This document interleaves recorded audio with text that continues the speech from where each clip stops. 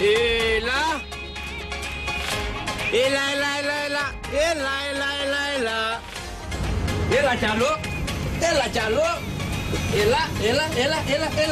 Έχεις ένα μέτρο. Εδώ είσαι.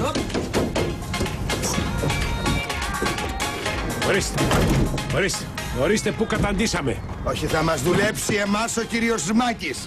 Εμάς μας λένε μαυροτσούκαλους. Εγώ μπορώ να φύγω που με λένε Τσικδέμογλου. Όχι, να κάτσε εδώ, στη δουλειά σου. Ναι. Εδώ είναι η μητέρα των μαχών. Έλα, σου πω κάτι. Έλα εδώ. Εδώ είναι σίγουρα πέρασμα. Εδώ φοβερό πέρασμα, χαμός, δεν βλέπεις.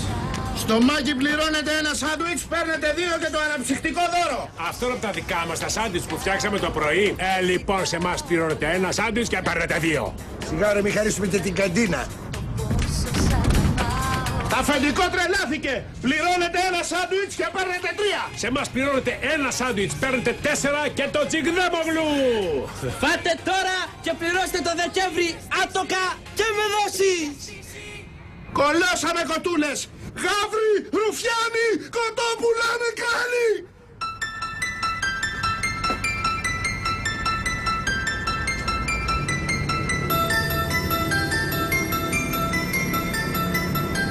Τι είπες, Μάκη?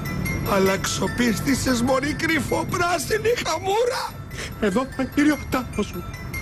Εμένα με λένε Τσικδέμογλου. Απάνω του!